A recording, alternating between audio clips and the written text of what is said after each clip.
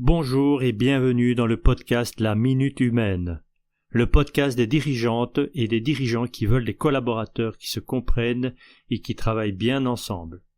Chaque mardi matin à 6 heures, je te propose une pause de 10 minutes pour mieux te comprendre toi-même, mieux comprendre les autres et agir avec plus de justesse et de sérénité dans ton quotidien.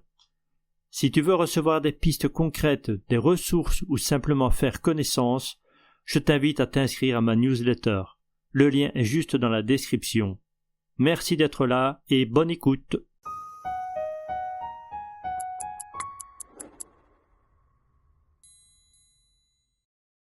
Bonjour et bienvenue dans l'épisode 22 du podcast La Minute Humaine. À quoi sert vraiment une organisation? Et pourquoi ma réponse pourrait te déranger? Quand on parle d'organisation, on parle souvent de mission, de valeur, de sens, d'impact. Et tout ça est vrai, bien sûr. Mais aujourd'hui, je te propose qu'on regarde l'organisation sous un angle un peu plus, je dirais, dérangeant. Pourquoi? Parce qu'avant toute chose, une organisation sert à rester en vie.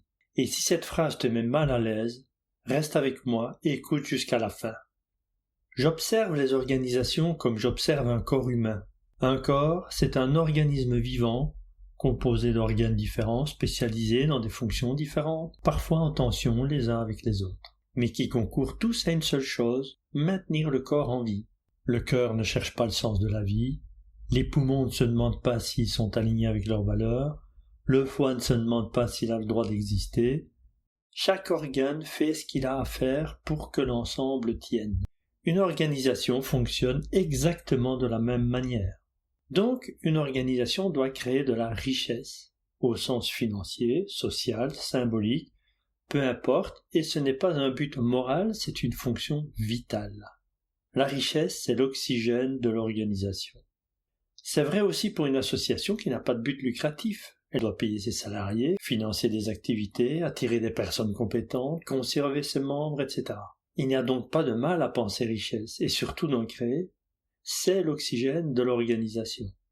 Et sans oxygène, il n'y a pas de projet. Et puis surtout, sans oxygène, il n'y a pas de vie.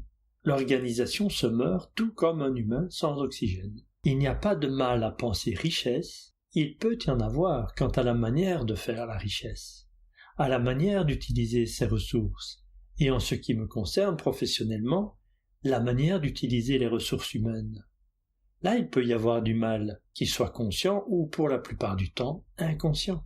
Aussi, quand une organisation n'est plus adaptée à son environnement, quand son service ou ses produits deviennent obsolètes, quand le monde change plus vite qu'elle, que se passe-t-il? Eh bien, les personnes se battent pour maintenir l'organisation en vie, même quand sa raison d'être initiale a disparu. Pourquoi? Parce que derrière l'organisation, il y a la peur humaine.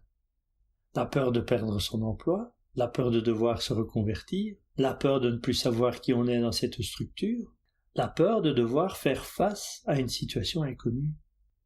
Et donc, même si cette organisation n'a plus de raison d'être en termes de services rendus ou de produits fabriqués, il y a une volonté de vouloir la faire tenir à tout prix, parce que cette organisation devient un support psychologique, et plus uniquement un outil économique. Et dans quelques secondes, après mon interlude, je vais te montrer pourquoi ce mécanisme s'est amplifié de façon spectaculaire ces dernières années, notamment pendant le confinement.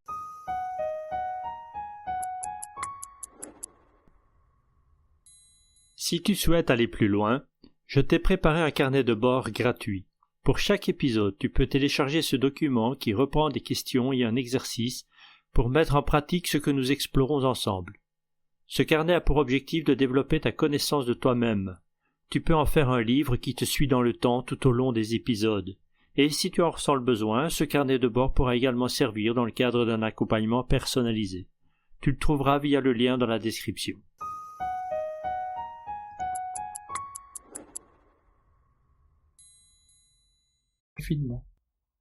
Alors j'ai vu des équipes défendre des processus inefficaces, des services maintenir une activité devenue inutile, conserver des protocoles ou des logiciels lourds, trop anciens, simplement parce que changer mettait en danger l'équilibre psychique des personnes. Je te partage ma deuxième expérience professionnelle. Ça se passe dans les années fin 80. Je suis engagé dans un bureau d'études et il y a des dessinateurs qui font des plans sur des calques format A0, à l'encre de Chine et à la main. Et ils avaient acheté un logiciel américain de dessin assisté par ordinateur avec un énorme ordinateur à l'époque, il faut se remettre dans le contexte, qui pouvait le faire fonctionner. Il a été placé dans un placard pendant 2 ans et personne ne voulait l'utiliser. En fait, le système voulait se maintenir dans l'état dans lequel il fonctionnait. Et moi j'arrive avec un contrat de travail qui me demande de traduire le logiciel et de faire fonctionner ce logiciel. Donc j'ai traduit le manuel, et puis j'ai mis en place l'ordinateur, et j'ai commencé à faire des plans avec une imprimante qu'on appelle un plotter. En 30-45 minutes, je sortais un plan A0, alors que les dessinateurs prenaient plusieurs jours pour le faire à la main. Vous imaginez bien que je suis devenu leur ennemi. Je suis venu déranger le système. Une partie du système était en danger. Et ces personnes qui étaient là depuis des années et qui produisaient bien ne pouvaient pas imaginer qu'ils pouvaient produire mieux.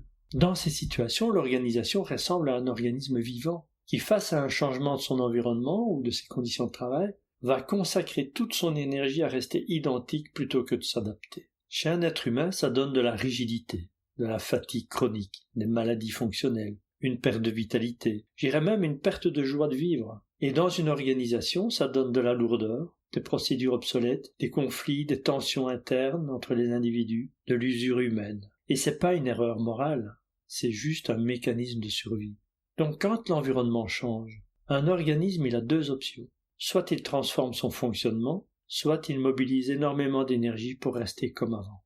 Et plus il dépense d'énergie pour rester comme avant, moins il en a pour être vivant. Et la problématique très courante que je rencontre, c'est qu'il n'y a pas de consensus sur la transformation à opérer.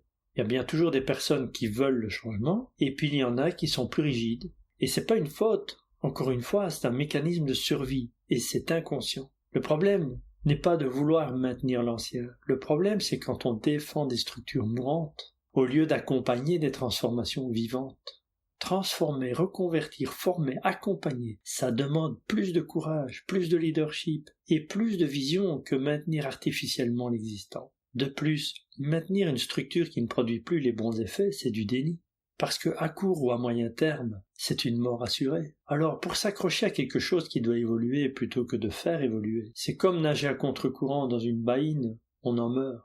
Ce que vivent les organisations, c'est exactement ce que vivent les individus. Quand changer fait peur, on préfère souffrir dans ce qu'on connaît plutôt que risquer l'inconnu. Une organisation n'est pas malade quand elle change. Elle devient malade quand elle dépense toute son énergie à ne pas changer. Et le rôle du leader, c'est précisément de savoir quand protéger et quand accompagner une transformation. Alors, dans mon exemple personnel, l'évolution a finalement bien eu lieu. Tout le monde s'y est mis et quelques années après, il n'y avait plus une seule table à dessiner dans le bureau. Mais pourquoi l'évolution a pu avoir lieu? C'est là que la psychologie entre en jeu. Dans une organisation, ce ne sont pas seulement des compétences qui travaillent ensemble. Ce sont des scénarios de vie, des peurs, des loyautés invisibles. Et tout ça se confronte au sein de l'organisation, au sein des réunions de travail, avec des syndicats, des juristes, des chefs de service, des personnalités fortes, etc. Et on peut voir ça comme du chahut, mais c'est là que tout se joue. C'est là que le rôle des leaders, des managers, des dirigeants prend toute son importance. D'où ma question cruciale que je pose. Que se passe-t-il quand on empêche les organismes humains de se confronter les uns aux autres? Comme ça s'est passé lors du confinement, par exemple. Car c'est ce que nous avons vécu pour la plupart dans ce confinement. Une coupure des interactions, un arrêt de confrontation qui permet les ajustements. Et dans le prochain épisode, je te propose de regarder pourquoi ce confinement n'a pas seulement été un problème logistique, mais un choc psychologique et organisationnel profond.